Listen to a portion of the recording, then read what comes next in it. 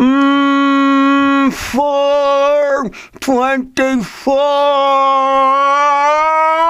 Church on Sunday 24. Yeah. Hey friends, brothers and sisters. Hey friends, brothers and sisters. Yeah. Church on Sunday 24. Select Church on Sunday 24. So we kind of been going along here. I hope you've been doing what you're told to do. Ha! Are you listening? I hope so, because I love you. I love you. I love you. I love you. I love you.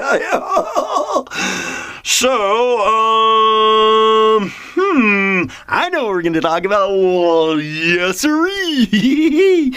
It's still about that, about that inner voice, and developing it. Because you can't just think that you're going to step off into all of a sudden poof. Well, if God's so powerful, how come he doesn't go poof?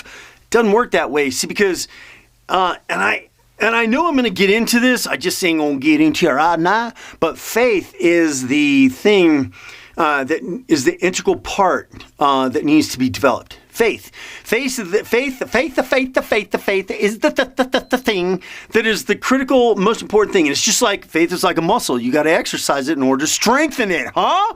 Yeah, you want the strong of faith, you got to strengthen it. And by strengthening it, you have to exercise it. And by exercising it, you got letting go and letting God and letting go and letting God. That's how you exercise faith. You letting go and letting God. And don't show up. Tell the truth. Don't be attached to the outcome. It's like letting go, right? Okay, just like the little toilet paper thing. Oh, that was just a coincidence. No.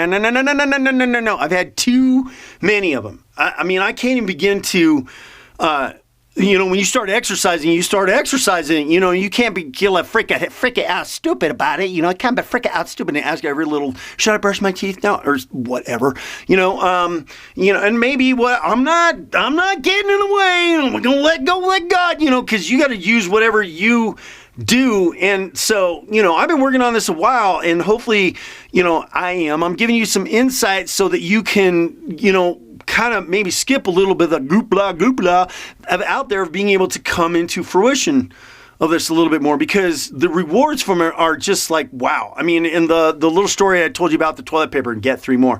Some people out there go, oh, it's just a coincidence. No. I've had way too many things. And right now, for blatant stuff to come across me, and the marquee to go across, and then to say things, it's like, it's not a coincidence. It's there to test me, see, because developing that spiritual voice takes the little things in order for the big things. So when the big things are there, it's like, for instance, I've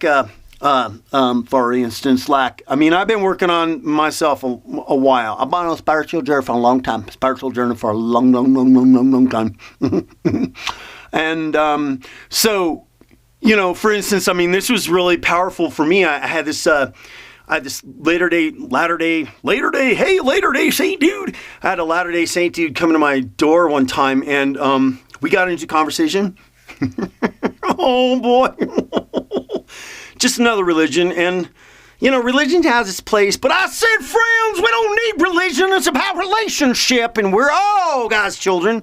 So, this whole thing about religion and ours is right and theirs is wrong. No, it's about our guy and what he did and what he established in our version of the book and whatever. And no, his name is Allah and whatever. Okay, it's a bunch of gobbledygook that really needs to center in coming together as one under one umbrella. So I get in this conversation with this Latter-day Saint dude, and it's like I've developed things long enough to where I can go. It's like I turn my brain into a blank chalkboard, and I just turn, and I just it's kind of like a slightly meditative trance that I go into, because. And you got to be patient sometimes, just like I was when I was buying that TV. It was like, it wasn't coming. I'm like, man, darn it. Man, I'm walking around. It could have been 5 or 10 minutes in that store, and then and then it's like I did not. I walked away and I came back, and then finally I was standing there. These TVs will always be here, and there will be a better time. Get 3 more, just stuff. These are just some of the stories. So I'm with this Latter-day Saint dude. I'm talking to him. I'm like, no. we're all God's children. Well, and and I worked on him. And then see, I've developed that voice enough to say, to know that when that voice is speaking, that self-realization teaches you that the power inside you is within your spirit, and that you have your spiritual voice. That spiritual voice is connected to God. And if you want to go ahead and say that that's God speaking to you, well then fine. Okay, fine. You know what? Just as long as you're listening, that's the big part of it. Yep. So I'm talking to this guy, and I'm like, of course, I'm kind of letting back, and I'm letting God speak. And I flat out told him, I said, no, that's not what God's saying right now. I mean, and then I let out what I said. And there was a couple instances I'm like, no, that's not what's being said to me right now. I don't know about you, but that's not what's being said to me right now. And I got to a point finally in this conversation, and I can't think exactly if I reached out and I hugged him to try to bring that oneness of understanding. And he finally, the only word I can use to describe it is submitted, right? He finally submitted and kind of succeeded to the fact that I was right, and that, we are. How can you argue with that? No, our religion's right and yours is wrong and what we're doing right. Come on. I don't mean to sound condescending even at that point, but we really, seriously, there's one God and we're all God's children. And yeah, there's different languages and different colors and people have been taking these different paths, but it's the spiritual power and energies has been there, whether you want to be an atheist or whether you want to discount it or not. I got some stories for you. I got some stories. One of the people are like, why is he wearing this hat? Well, I'll tell you why. Not right now. I'll tell you why. I've had some very supernatural spiritual experiences that you just can't explain away. So for somebody, I don't believe in God. Okay, well, that's fine. I still love you because we're all God's children.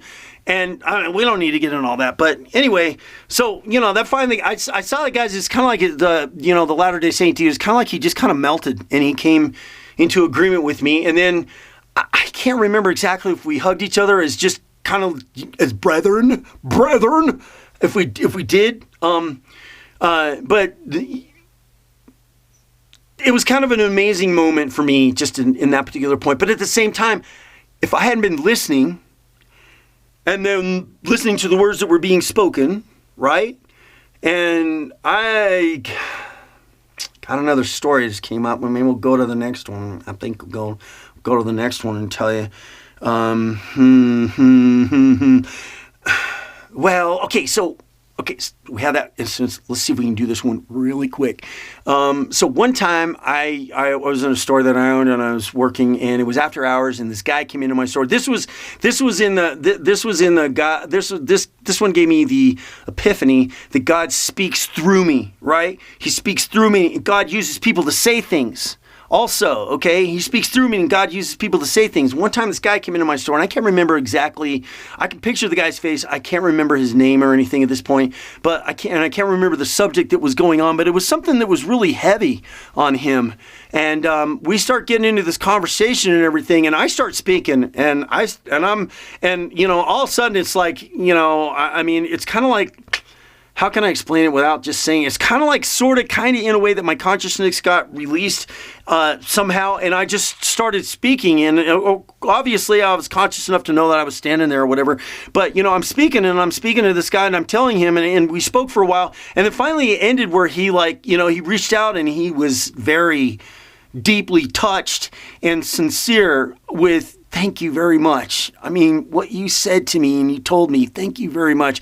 And he shook my hand really strong and he was very gracious, and he left and he closed the door, and I locked the door and I was out, and it was like, it took me probably about a minute or two later, and I'm like, oh my gosh, where did all that come from? It was like, oh, wow.